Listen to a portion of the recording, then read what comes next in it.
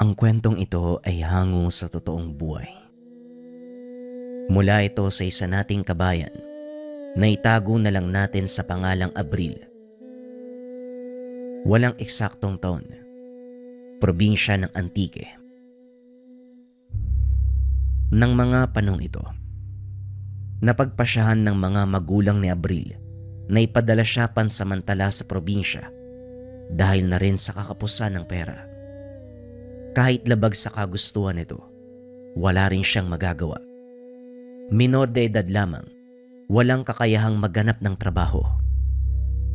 Abril, alam kong mahirap ang malayo sa amin ng nanay mo. Pero ito mas makakabuti para sa'yo. Hindi ka na namin kayang pag-aralin. Sana maunawaan mo. Ang inaalala namin ay ang kapakanan mo lang. Wika ng ama na si Ernesto. Naunawaan ko po, tay. Alam ko naman kung gaano kahirap ang buhay dito sa syudad eh. Kung yun po ang mas makakapagpagaan ng buhay niyo ni nanay, sang-ayon po ako. Tugon ni Abril. Maraming salamat anak ha. Huwag ka mag-alala. Sa oras na makaluwag kami ng nanay mo, kukunin ka namin uli. Siguro tay kapag meron na akong trabaho, saka na ako uuwi sa inyo. Huwag kang mag-alala tay. Mag-aaral ako mabuti doon para makahanap ng magandang trabaho. Napayuko si Mang Ernesto. Hinawakan sa balikat ang anak. Ikinalulungkot ko anak ha. Pero napakalayo ng paaralan mula sa lugar ng Lolo Elpidio mo. Kaya mukhang imposibleng makapag-aral ka. Kung sa layo lang tay, walang problema sa akin eh. Ang mahalaga makapagtapos ako. At kahit papano, makatulong sa inyo ni nanay. Napailing na lang si Mang Ernesto dahil talagang determinado si Abril na makapagtapos ng pag-aaral. Nang mga sumunod na araw, hinatid ng ama ang binata sa pantalan. Pinasabay ito sa isa nilang kakilala dahil hindi pa siya pwedeng bumiyahing mag-isa. Pagdating sa pantalan, susunduin naman ito ng kanyang pinsan na si Lucio. Kilala ito ng binata. Minsan nang nagpunta ang pinsan sa Maynila upang makapaghanap ng trabaho. Isang buong araw ang naging biyahe ni Abril. Nang dumating sa pantalan ng Katiklan, nanibago ang binata dahil halos walang tao sa lugar. Wala ring nakatayo sa paligid, maliban na lang sa mga gusaling itinayo ng pamunuan ng pantalan. Napansin din ni Abril na iilan lang ang pasaherong bumababa sa lugar na yon. Nagpatuloy sa paglalakad ang binata hanggang sa makita na nito ang pinsan. Oy Abril, ang laki mo na. Buti nakarating ka ng ligtas. Oo Manong Lucio. Buti hindi naging mahirap yung biyahe ko. Hindi pa naman ako sanay sumakay ng barko. Teka, bakit parang walang tao sa pantalan? Pansin ko din ilang pasahero lang yung bumaba. Ganon talaga minsan dito Abril. Wala gaanong taong bumababa sa pantalan na to. Medyo malayo sa syudad eh. Ang iba, doon sa Iloilo bumababa. Bakit pala ako dito pinababa ni tatay? Kasi malapit lang dito ang bahay natin. Halika na. Nandun na sa labas yung sasakyan nating kabayo. Kabayo? Akala ko ba? Walang motor dito. Kaya nga nag-aalaga kami ng kabayo eh. Para may masakyan pag pupunta kami sa bayan. Kung sakali naman na meron kang makitang motor, ilan lang ang nagmamay-ari nun. Hindi kagaya sa Maynila. Halos lahat yata may sariling motor na eh. Hindi na umimik si Abril. Alam niyang ganitong buhay ang madadatnan. Kaya naman bago pa umalis ng tahanan ang ama, tinanggap na ng binata ang maaaring kahinatnan. Sakay ng kabayo, tinahak ng dalawa ang daan paakyat ng kabundukan. Medyo malayo ito mula sa pantalan at habang pataas ng pataas, natatanaw ni Abril ang malawak na kapatagan sa paanan ng bundok. Alam ng binata na ito na ang simula ng pagbabago ng buhay. Huminto ang sinasakyang kabayo sa tapat ng isang maliit na kubo. Nagtaka si Abril kung may nakatira doon. Dahil kung titignan ito mula sa labas, halos hindi mo pagkakamalang may bahay. Sira na ang dingding, bali din ang ilang haligi at halos nakatagilid na. Manong, meron pa bang nakatira dyan sa kubo? Ito, oo naman. Bakit mo na itanong? Tignan mo yung itsura oh. Halos matutumba na yan eh. Sino naman ang titira sa... Hindi natapos ni Abril ang sasabihin. Biglang nagsalita ang isang matanda. Ako ang nakatira dito. Bakit? Hindi ka pa ba nakakatulog sa ganitong uri ng bahay? Natahimik si Abril. Niyuko na lang ang ulo. Alam ng binata na nakakainsulto ang tanong niya. Nga pala si Lolo Elpidio, tsuhin ng tatay mo. Nakakatandang kapatid ng Lolo Manuel natin. Ikaw ba ang anak ni Ernesto? Mukhang hindi nasabi ng tatay mong tungkol sa lugar na pupuntahan mo Pagpasensyahan mo na ang muntikong tahanan. Halika, pumasok na muna tayo sa loob. Naglakad ang matanda papunta sa likod ng kubo. Nagulat naman si Abril dahil may malaking bahay sa bandang ibaba. Hindi niya ito nakita dahil bukod sa palusong, natatakpan din ito ng malalaking puno ng pili. Yung kubong nakikita mo sa taas, tirahan ng mga alaga naming aso. Ito naman ang mismong bahay ni Lolo Elpidio. Halika, tumuloy ka, Abril. Tahimik na pumasok ang binata sa bahay. Namangha ito sa napakagandang dekorasyon sa loob. Lalo na ang munting halaman na itinanim sa munting paso. Pinagmasdan ito ni Abril. Namangha ang binata dahil noon pa lang siya nakakita ng maliit na puno ng sampalok na namumunga. Bonsai ang tawag sa mga yan, Abril. Libangan ni Lolo Elpidio kapag wala siyang ginagawa. Halika, ilagay mo muna yung gamit mo dito sa kwarto. At mamaya, ayusin natin ang tutulugan mo. Hindi nakapagsalita si Abril dahil pinagmamasdan ito ng matanda habang kumikilos sa loob ng bahay.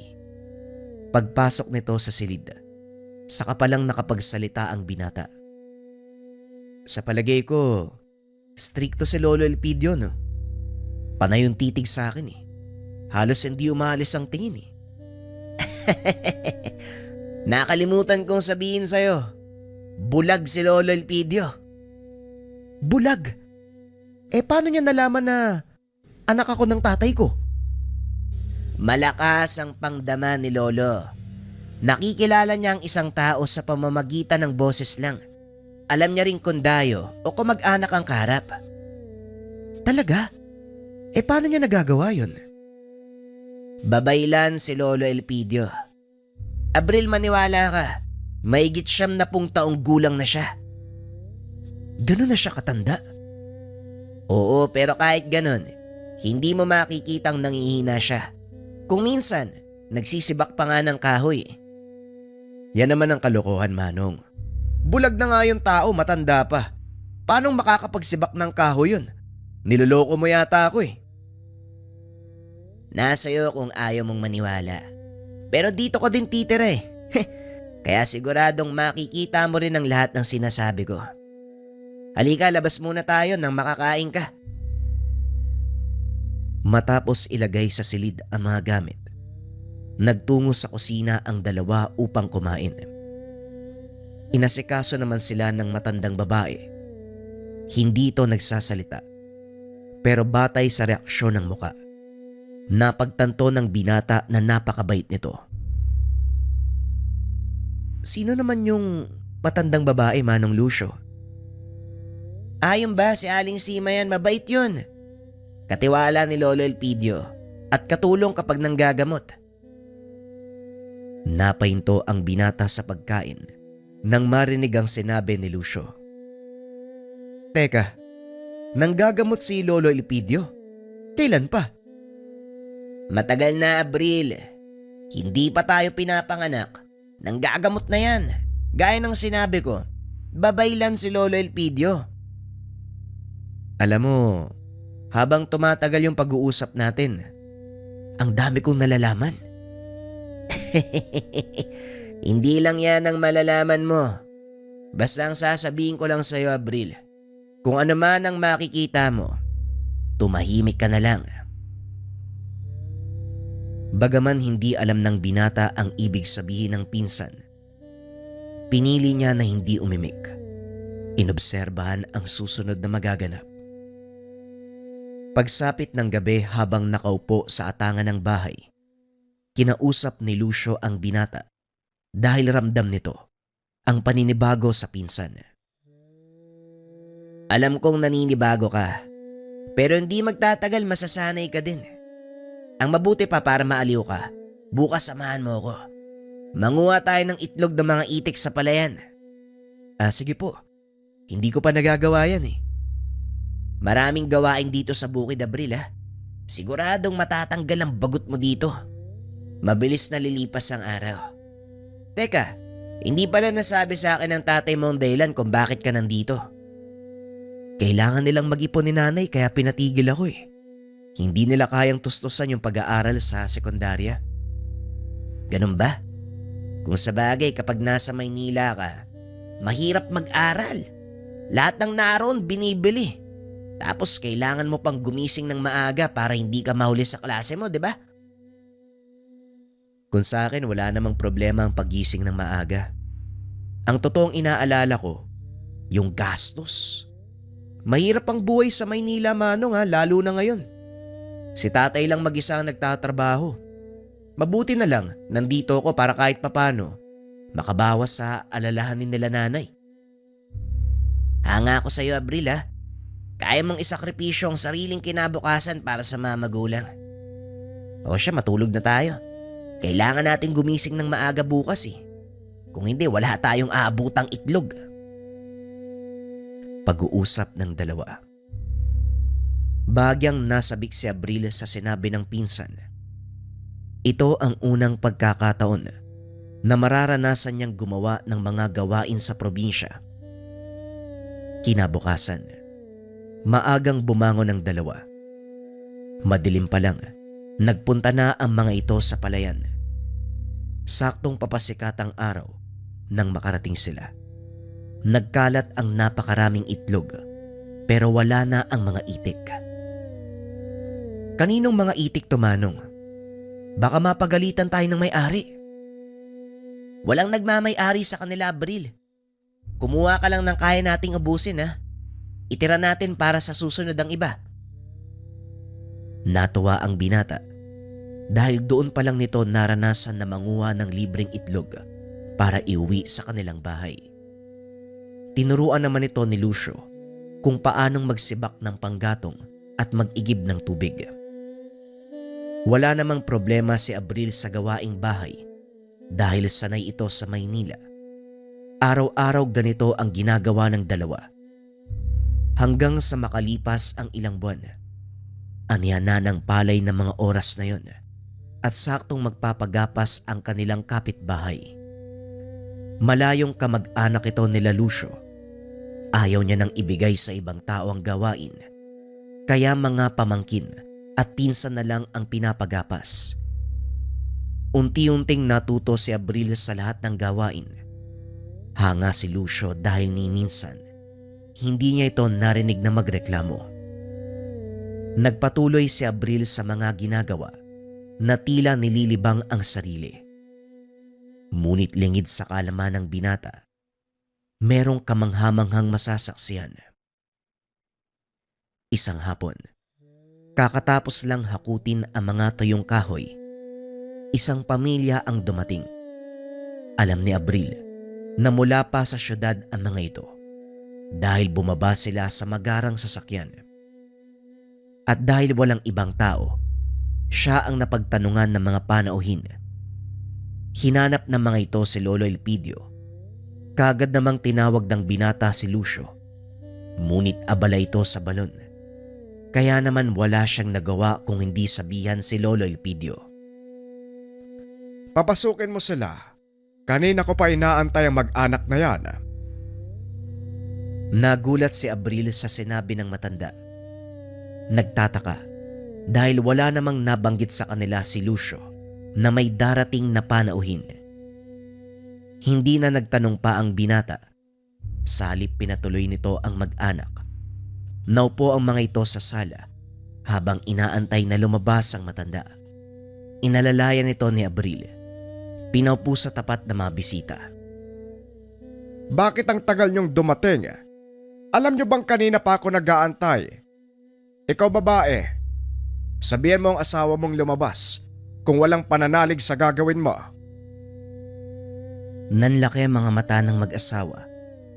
Nalaman nito na hindi naniniwala ang panauhing lalaki. Paano niyo po nalaman, Tatang? Maaari bang sekreto ko na lang kung paanong nakarating sa akin ang bagay na yon? Alam nyo, ang sakit na pinakamahirap gamutin, walang tiwala. Minsan, hindi na ito napapagaling at kahit gaano pa kalaki ang ibayad nyo, walang makakapagpagaling nito. Alam ko po, Tatang. Pero naniniwala po ako na kaya niyong pagalingin ang anak ko. Pakiusap po, tulungan niyo kami. Iba ang paniniwala sa pagtitiwala. Kung naniniwala ka lang, ibig sabihin, meron ka pa ring pag-aalinlangan. Pero kung magtitiwala ka, buo ang pananalig mo at alam mo sa iyong sarili na mapapagaling ko ang batang ito nang walang pag-aalinlangan. Naparito po ako dahil naniniwala at nagtitiwala ako sa sinabi ng kakilala ko na kaya niyo po kaming matulungan. Kaya pakiusap po, pagalingin niyo po ang anak ko. Ihiga mo ang bata sa katre. Hiling tayo sa may likha ng paggaling. Hihiling? Ibig sabihin kagaya ka din ng iba? Hihiling pa ng kagalingan mula sa ibang nilalang? Akala ko ba mahusay kang manggagamot? Sino nagsabi sa iyong ako ang nanggagamot? Para sa kalaman mo, kasangkapan lang ako ng amang may likha at ng kalikasan.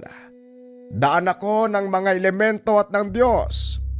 Ang kapangyarihan ko o kahit ng sinong manggagamot sa mundo, nagmumula sa Ama. Gayon, kung wala kang pananalig, dahil hindi nagmumula sa akin ang kapangyarihan, hala sige, dalin mo ang anak mo. Maghanap kayo ng manggagamot na may sariling kapangyarihan. Halika na, nagsayang lang pala tayo ng oras dito.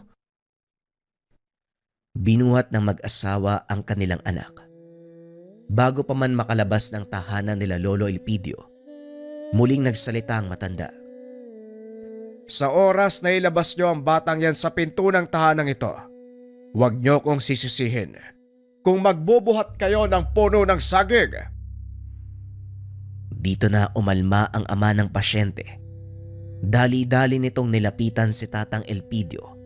Hinila sa kwelyo ng damit. Anong sinasabi mo, tanda? Kung hindi ka makakatulong, huwag mo takutin yung asawa ko.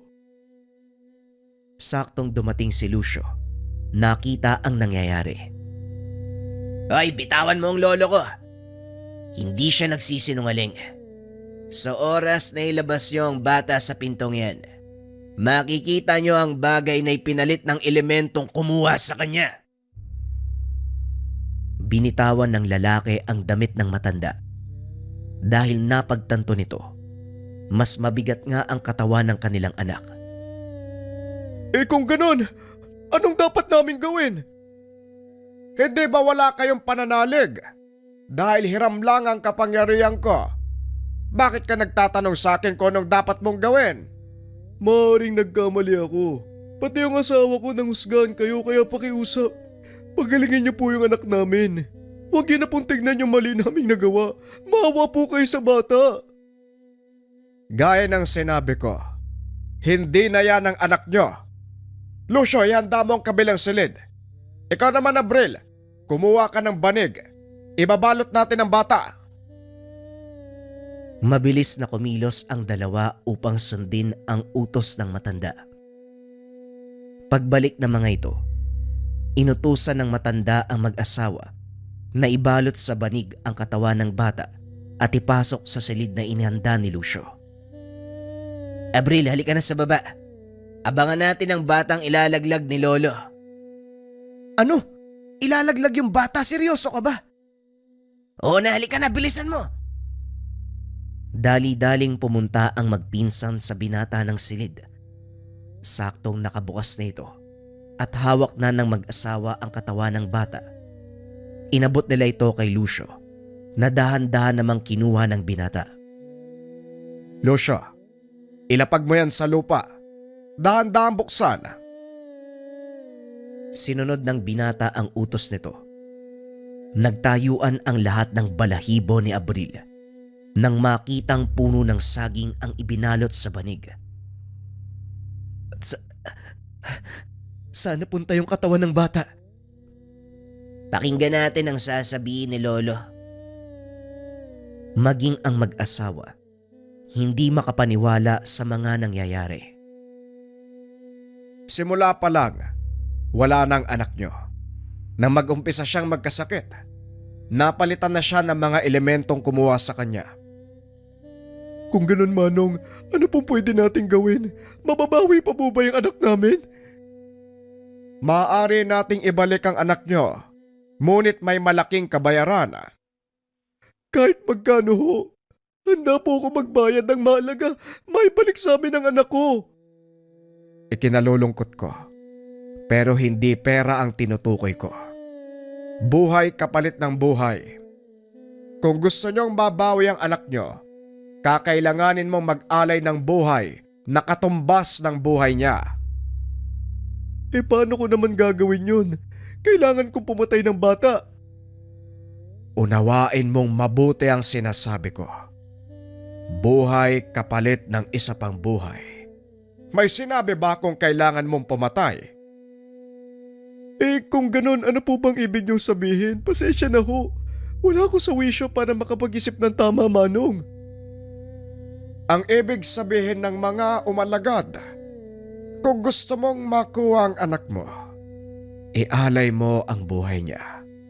Ipangako mo sa kanila na magiging kapaki-pakinabang ang buhay ng bata sa mundong ito at hindi mo sasayangin ang ikalawang pagkakataong ibibigay nila sa iyo. Kung ganun ho, pinapangako ko po, Manong, magiging makabuluhan ang buhay ng anak ko. Hindi ko sasayangin ang ikalawang pagkakataon para sa kanya. Bilisan mo. Sunduin mo ang bata sa gitna ng kabundukan.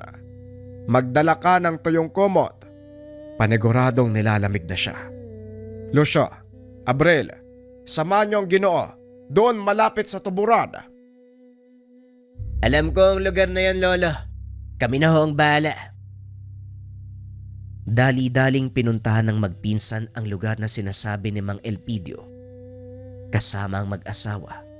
At hindi nga ito nagkamali. Sa hindi kalayuan, nakita ang isang paslit. Basang-basa sa ulan at umiiyak. Ito nga ang anak namin. Maraming salamat. Maraming salamat sa inyo. Naibalik niyo siya. Halika na, bumalik na tayo, Manong. Sagrado ang lugar na ito para sa kanila. Tama na ang pagpapasalamat. Sige, tara na. Ayoko magambala ang pagpapahinga nila. Habang naglalakad pa uwi, kinausap ni Abril si Lucio. Nagtataka ito kung paanong napunta ang paslit sa gubat at kung paano itong napalitan ng puno ng saging. Gawa yon ng mga aswang, Abril. Mabuti na lang at maraming kaibigan si Lolo dito sa gubat. Oo nga eh. Parang natatakot tuloy ako sa kanya. Bakit ka naman matatakot? Wala ka namang ginagawang masama ah. Kasi may mga kaibigan siyang engkanto eh. Parang ayokong makagawa ng kasalanan sa kanya. Mabait si Lolo, maniwala ka sa akin. Halika na nga. Basang-basa na ako eh. Ilang sandali lang nakarating ang dalawa sa tahanan ng matanda. Nagpaalam na rin ang mag-asawa kasama ang nawawalang anak. Labis ang pagpapasalamat ng mga ito dahil natulungan sila ng matanda. Habang nagliligpit ng mga gamit, hindi maiwasan ni Abril ang magtanong. Manong Lucio, Paano nalaman ni Lolo Elpidio yung kinaroroonan ng bata? At saka paano nangyari yun? Yung naging saging yung katawan niya? Gaya ng sinabi ko sa'yo, gawa ng mga aswang ang pagpapalit ng katawan ng bata. Kung paano nilang ginawa yon, hindi ko rin alam eh. Sa kalagitnaan ng pag-uusap, nagulat ang dalawa dahil biglang sumagot si Lolo Elpidio. Gusto mo bang matutunan kung paano kong ginawa yun, Abril? Pwede kitang turuan. Kung gusto mong maging estudyante ko, walang problema. Minsan na akong inalok ni Lolo pero hindi ko kaya eh. Saka ang hirap ng pagsasanay. Pero ikaw subukan mo, baka sakaling makayanan mo. Hindi rin po ako sigurado pero ang totoo niyan, natatakot ako eh. Baka kung anong mangyari sa akin. Hindi kita pinipilit, pero bibigyan kita ng 1 linggo para makapag-isip. Kung mapagtanto mo na ang lahat, saka mo ko kausapin. Lucio, alalayan mo ko papasok sa silid. Wika ng binata. Buong gabing pinag-isipan ni Abril ang sinabi nito. Kaso nga lang buo ang loob ng binata. Alam niyang mabigat ang responsibilidad ng isang manggagamot na kagaya ni Lolo Elpidio. Lumipas ang mga araw. Panay ang dating ng mga pasyente sa tahanan. Kung minsan, sila pa mismo ang nagpupunta sa tahanan, lalo na kung hindi na nakakalakad ang pasyente.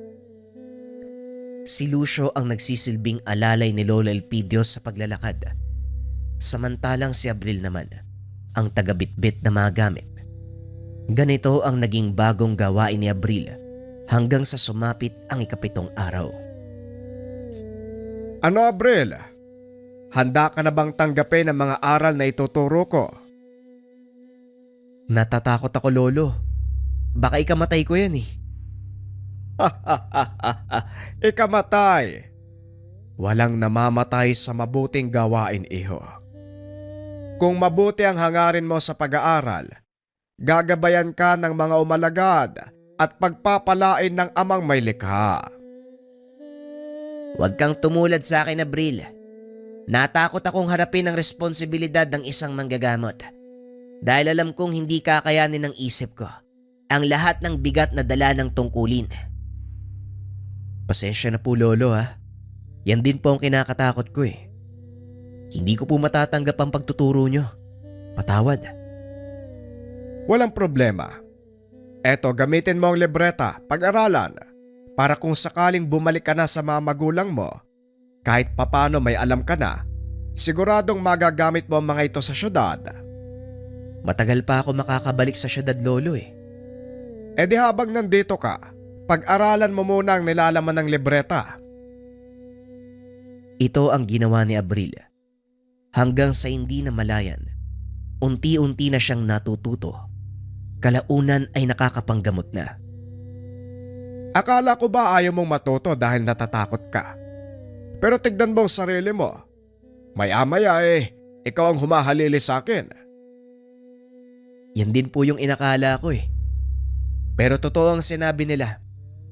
Kung para sa'yo, kahit anong gawing pag-iwas, doon ka pa rin pupunta.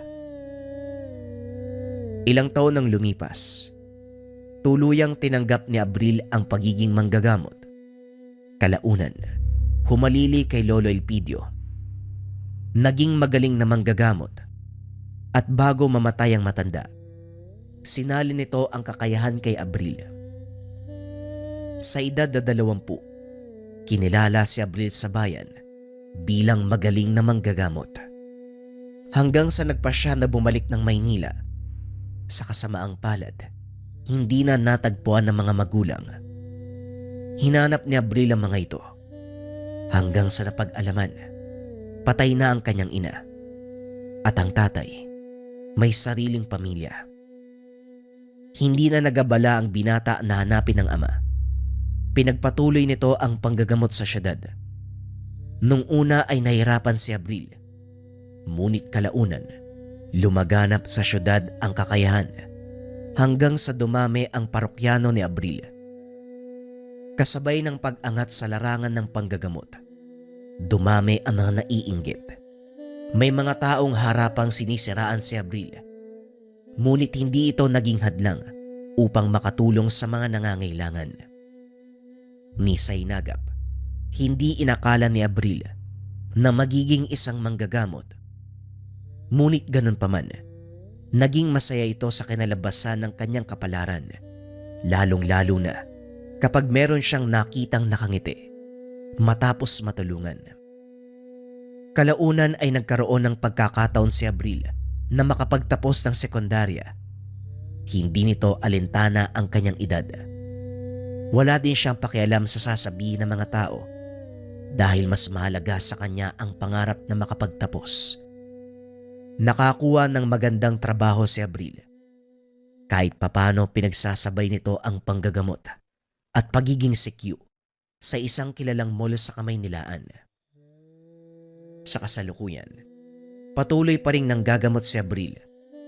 Bagaman may sariling pamilya, hindi ito naging hadlang upang matupad ang sinumpaang tungkulin sa ama na iniwan sa kanya ni Lolo Elpidio. Nagpapasalamat din siya sa ama. Kung hindi siya pinadala sa probinsya, siguradong walang direksyon ng buhay at hindi niya rin malalaman na siya ay apo ng isang babaylan.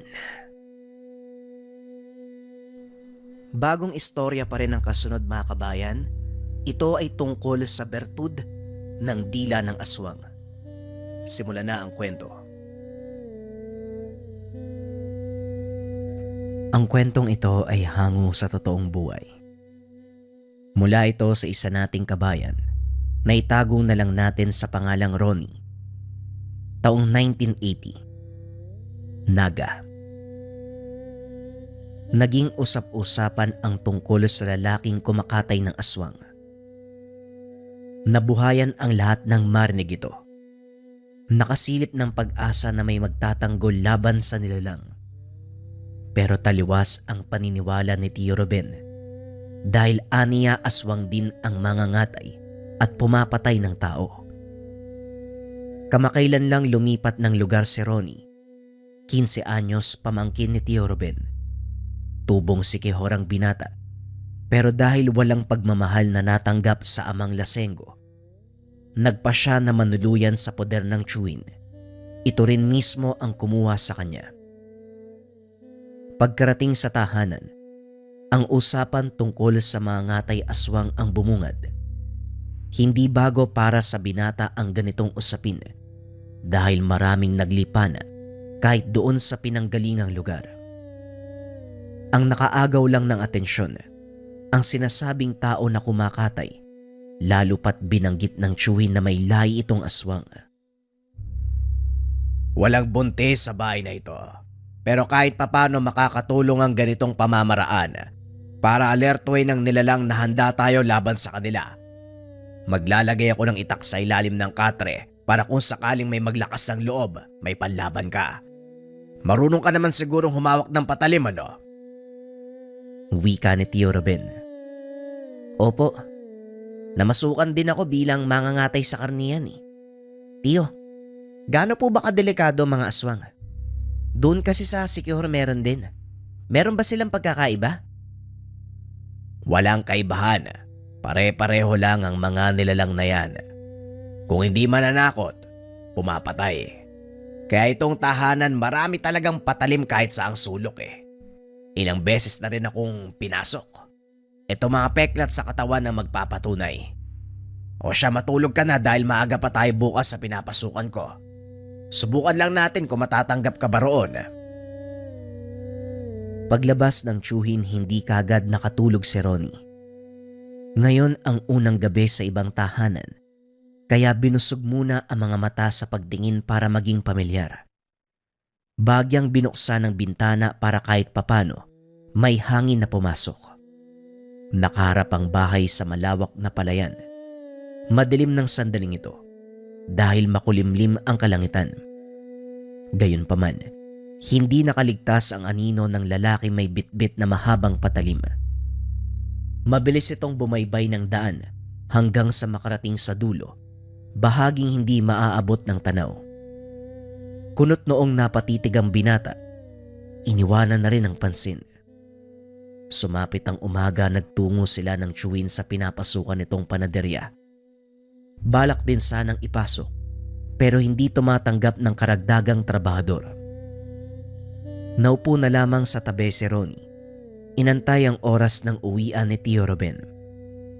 Habang tahimik sa isang sulok, napukaw ang atensyon ni Ronnie sa lalaking nakatayo malapit sa paradahan ng jeep.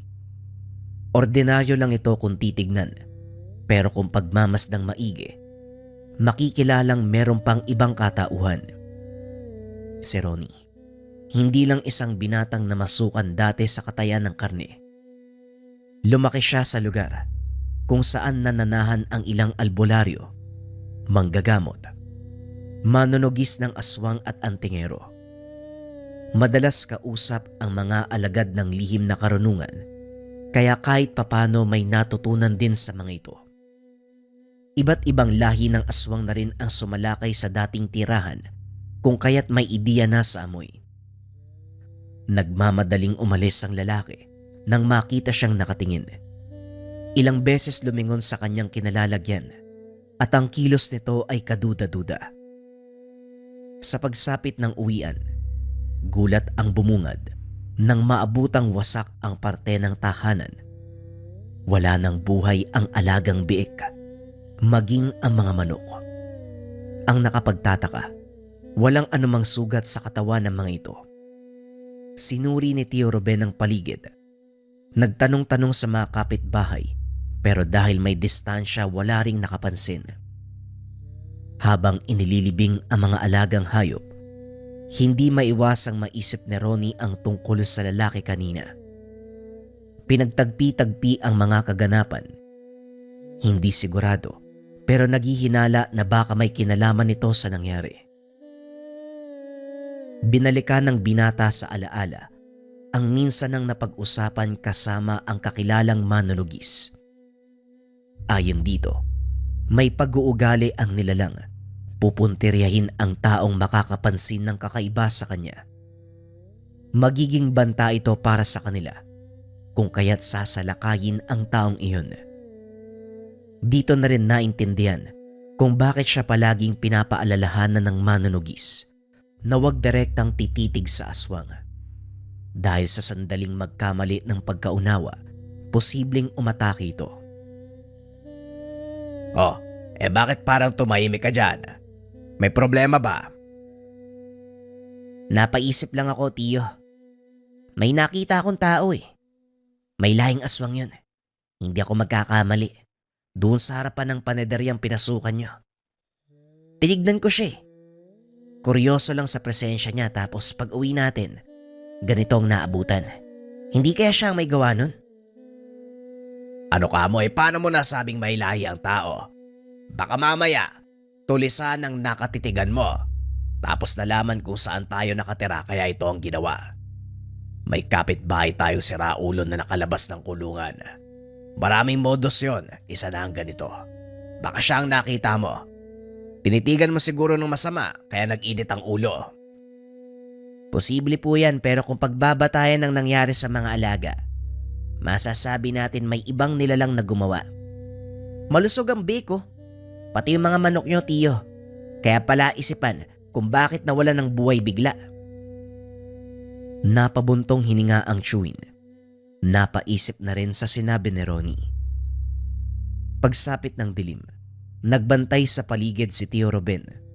Palipat-lipat ng pwesto sa bakuran. Pagkalipas ng ilang sandali ay nasa likod naman ng bahay.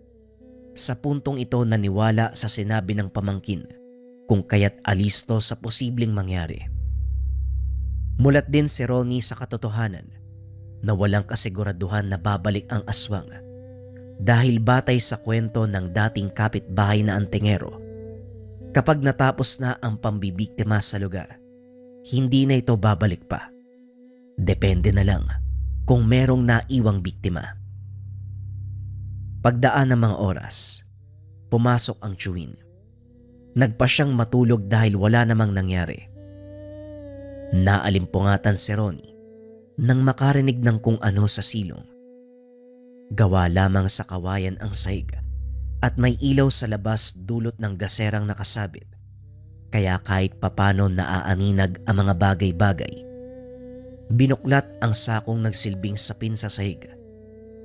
Ganon na lamang ang pagtitig sa aninong gumagalaw sa silong.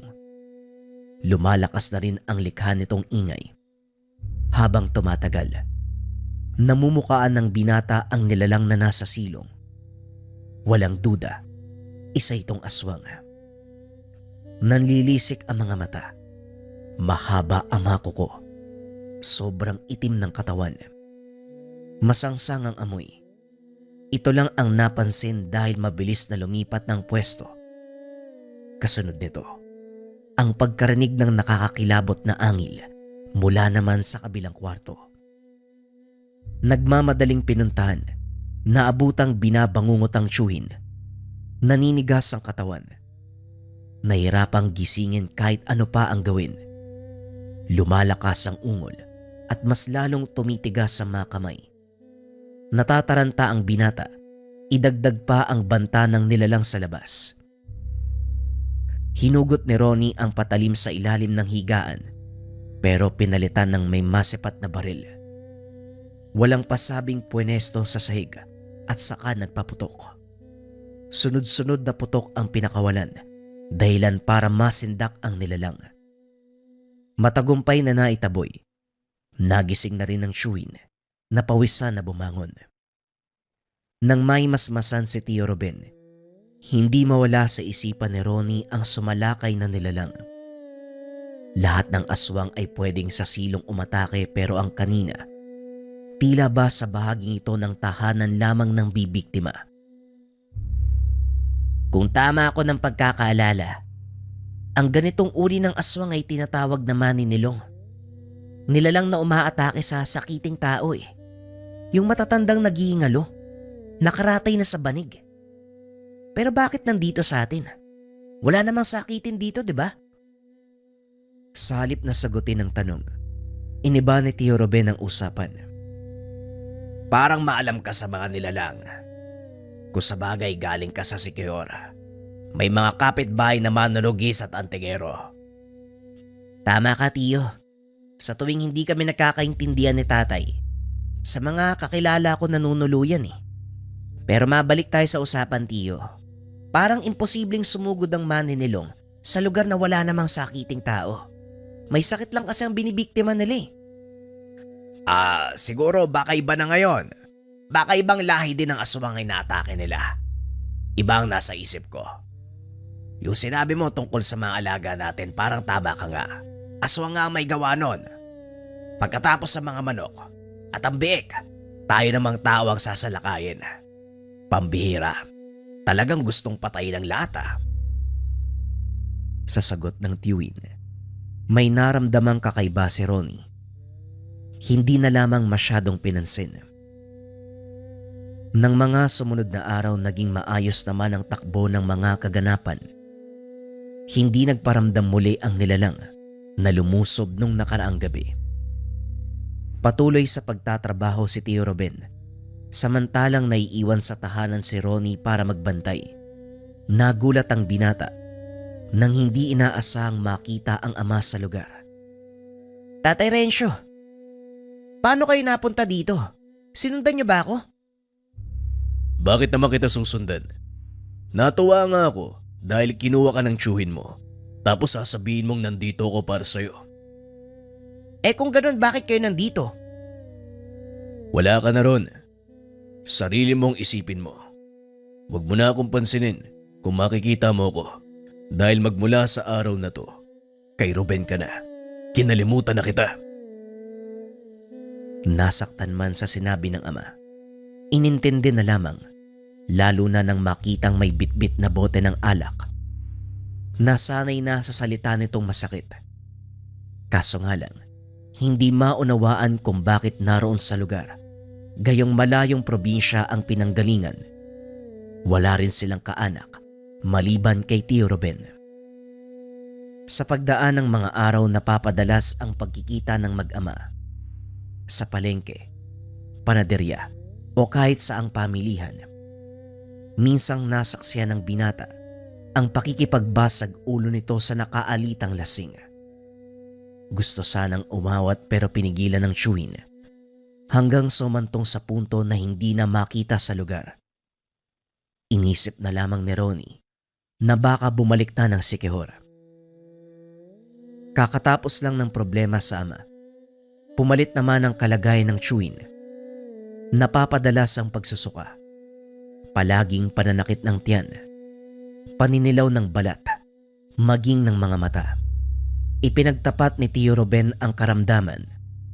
Aniya, matagal nang sinusumpong hindi lang ganong kagrabe.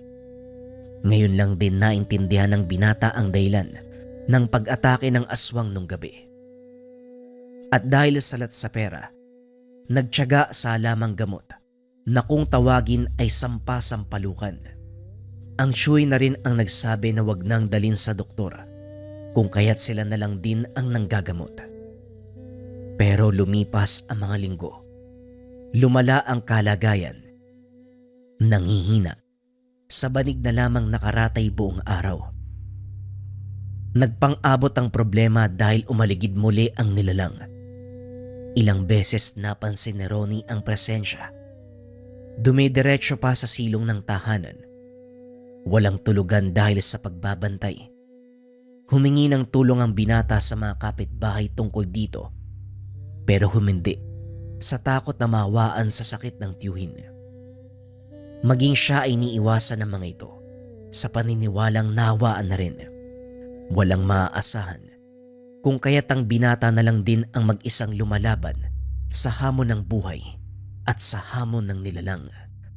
Kinagabihan, nagkaroon ng pagkakataon si Ronnie na makapagpahinga. Maimbing ang tulog ng tiyuhin. Wala ring senyales ng pag-atake ng aswang. Sa pintuan ng kwarto umidlip kung saan direktang makikita si Tio Ruben. Makalipas lang ang ilang sandali, maririnig ang pag-atungal ng isang nilalang. Hindi maintindihan dahil humihina, lumalakas. Minsan parang nasa malapitan, paminsan ay nasa malayo. Pinatay ni Ronnie ang mga ilaw sa loob.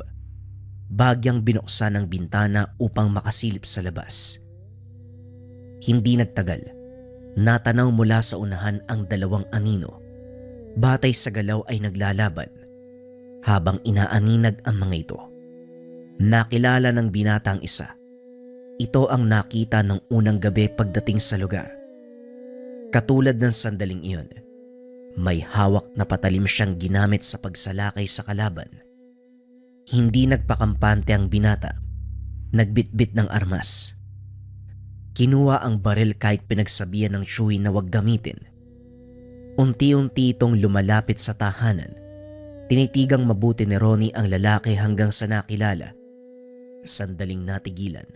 Hindi akalaing sariling ama ang matatagpuan. Dali-dali naman itong umiwas ng tingin ng masulyapan siya. Hindi naglaon. Tuluyang napatay ang aswang. Dali-daling lumabas si Ronnie para kausapin ng ama. Kaso wala itong oras. Nagmamadaling umalis bitbit ang katawan ng nilalang. Naiwan ng binatang nagtatanong sa sarili. Sa tagal ng panahon na pagsasama sa iisang bubong, may katauhan ng ama na hindi niya nalalaman. Gayunpaman, hindi siya dismayado. Bagkus natuwa pa dahil isa itong manunugis ng aswang. Pinaliwanag ng binata ang pangyayari sa tiyuhin. Maging ito ay hindi makapaniwala. Ang buong akala, nakogalian lang ni Tatay Rencio ang paglalakwat siya sa iba't ibang dako ng mundo. Yun pala may sekretong tungkulin na ginagampanan. Kahit si Ronnie na anak, walang ideya rito dahil masyadong malinis ang kanilang tahanan sa Siquijor. Wala ni isang gamit na magsasabing manunugis. Sira ulo tong tatay mo ah. Kahit nung panahong nililigawan pa niya ang nanay mo, yung kapatid ko, palaging iniiwan. May pagkakataon pa ilang buwan bago umuwi. Sinundan ko pa yan dati sa pag-aakalang ng bababae. Kaso matinik. Ang galing magtago ng sekreto. Ikaw nga anak, walang alam mo. Pero bakit kanya binubugbog? Bakit ka sinasaktan? May kinalaman ba ito sa tungkulin niya? Kahit hindi lasing ang init ng dugo sa'yo Ikaw ba ni minsan, hindi ka nagtanong sa tatay mo? Natanong ko na po kaso hindi rin nasasagot Hindi ko nga matandaan kung kailan kami nag-usap ng maayos. Pero hindi ako nagtanim ng galit kay tatay. Natutuwa pa nga ako nang malamang manonogis siya kung sana sinabi niya lang nung una. Talagang nakakatawa isipin na meron kang kakilala na pumapatay sa kampo ng dilim. Kaso, ang dami pa rin katanungan sa isip ko. Hindi kaya siya yung sinasabing manunugis tapos kalahating aswang? Kaya ka siguro sinasaktan para lumayo ang loob mo at kusang umalis sa bahay. Yun sigurong paraan niya para mailigtas ka. Ay sobrang gulo. Bantayan mo na lang si Rencio. Tanungin mo nang malinawan tayo. Hindi maiwasan ni Ronnie na kwestiyonin ang sarili. Sa kabilang banda ng isipan, sumang-ayon sa chewin. Pero may parting humihiling na sana mali. Matanggap niyang manunugis ang ama. Ngunit ang malamang may lahi itong aswang, hindi siya sigurado. Malaki ang galit sa ganitong nilalang dahil minsan nang nabiktima ang ina. Magkakaroon sana ng kapatid, kaso nasawi ng gabing may sumalakay. Napabuntong hininga na lamang ang binata. Nang mga sumunod na araw, muling nakita ang ama. Maayos na inimbitahan sa tahanan. Pumayag naman kahit mababakas na hindi gusto. Anong gagawin? Magtititigan lang tayo rito. Ruben, parang malapit ka na mamatay Ano, kaya pa ba? Nasa pababahay kita, kaya umayos ka. Nasa harapan ka pa man din ng anak mo. Umaming ka nga, antingero ka ba? Nakita ni Ronnie kung paano ka makipaglaban sa aswang nung gabi. Ito ba ang dahilan kaya palagi kang umaalis ng bahay? At saka, kung ikaw ang manunugis na kalahating aswang, ito ba ang dahilan kung bakit mo sinasaktan ng bata para lumayo sa'yo? Naghihingalo ka na. Sobrang dami mo pang tanong. Akala ko natapos ang ugnayan natin sa araw na kinuha mo si Ronnie. Nasa'yo na ang pamangkin mo, kaya tantanan mo na ako. Akmang aalis na sana si Tatay Rencio nang pigilan ng anak. Tatay, gusto lang po naming malinawan. Hindi naman po ako galit sa inyo Natutuwa nga po ako nang malamang manonogis ka. At saka Rencio, dahan-dahan ka sa pananalita mo dahil hindi pa ako naghihingalo. Sagutin mo ng maayos ang bata.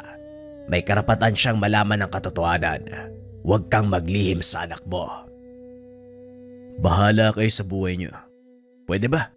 Wala nang pakialamanan. Marami pa akong gagawin, istorbo kayo Wika nito. Hindi na nagpapigil. Dumiretso na ng alis. Ito ang huling paghaharap ng mag-ama sa mga sandaling iyon. Lumipas ang ilang buwan. Wala nang nakuwang balita. Gayunpaman nararamdaman ni Ronnie na nasa paligid lang ang ama. Kung minsan sa gabi, may nasusulya pang anino sa hindi kalayuan, kahubog mismo ni Tatay Rencio. Sa loob-loob niya, hindi man aminin na meron itong pakialam, halata naman sa kilos. Sa ganitong paraan, nalinawan ang binata na mahal siya ng ama. Sa kabila ng pagmamaltratong natanggap noon, inisip na lamang na may malalim na dahilan. Nang mga panong ito lumalala na ang kalagayan ng chewin, pumapayat. Hindi makakain ng maayos dahil sinusuka lang uli. Hanggang sa dumating ang panahon, binawian na ng buhay. Kung nakaligtas sa maninilong, ngayon ay kinakarap ang hamon ng balbal. Maraming dumalaw sa gabi ng burol, mga kapitbahay. May nagpakilalang katrabaho ng yumao, kaibigan at kakilala. Maayos na pinakitunguan ni Ronnie ang lahat. Habang lumilipas ang araw, may nagpakilalang kababata, isang lalaki na kaedad lang ng yumao. Pinatuloy ni Ronnie, Tumutulong ito sa gawaing bahay, maging sa pag-aasikaso ng mga bisita. Ito rin mismo ang nagpresentang magluto ng pagkain. Hinayaan na lamang ng binata. Ilang gabi na lang ang bibilangin ililibing na ang yumao. Dumarami ang bisita. Hindi na kaya ni Ronnie na asikasuin ng lahat. Sa puntong ito wala na ang lalaking nagpakilalang kababata. Hindi mapangalanan dahil ayaw ding magpakilala. Nawala rin sa isip nito sa dami ng gawain. Nang sumapit ang madaling araw, kakaunti na lamang ang naiwan. Mga lasing na lamang na patuloy pa rin sa inuman. May lumapit na kapitbahay, isang matanda. Sinabihan si Ronnie ng mga bagay tungkol sa pamahiin. May nakasabit kasing salamin sa sulok ng tahanan. Sa katunayan, tinakpan ng kumot pero hindi napansing nalaglag. Ayon sa matanda, masama ang maglagay ng ganitong gamit sa kasagsagan ng burol dahil posibleng makakita ng hindi inaasahang nilalang. Dali-dali namang lumapit ang binata, bitbit ang kumot pero bago matakpan, nasipat ang papalapit na halimaw. Mukha ng nilalang lamang ang makikita sa salamin. Nanlilisik ang mga mata, matulis ang mga ngipin, nakalabas ang mahabang dila, maitim ang balat. Lumingon si Ronnie, hindi makapaniwala dahil ang pinatuloy niya, isang halimaw.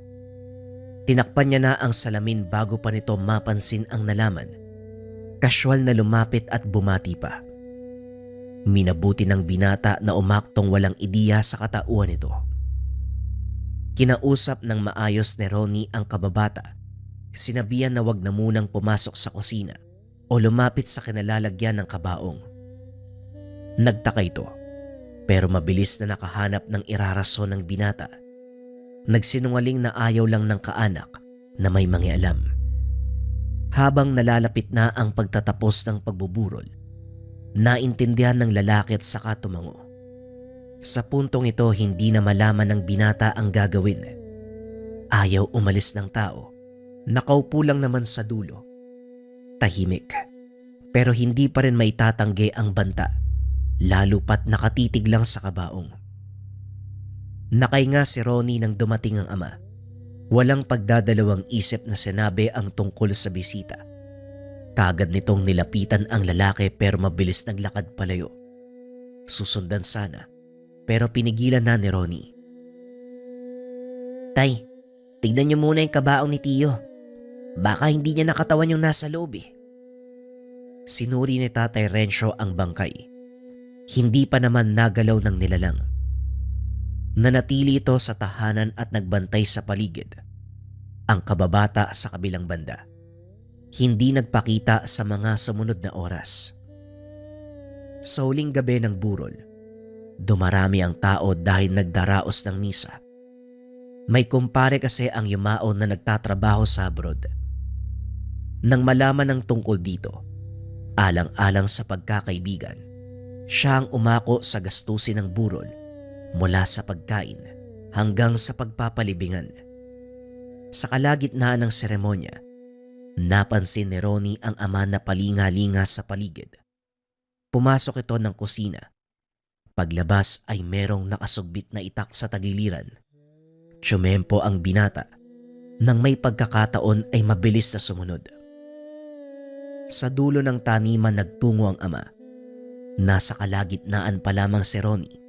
Natigilan ng makita ang aswang na nakatago sa hindi kalayuan. May daladalang kaperasong puno ng saging. Tutok na tutok sa tahanan ng tiyuhin. Gustong lumapit. Gustong lumapit dahil sa seremonyas na nagaganap.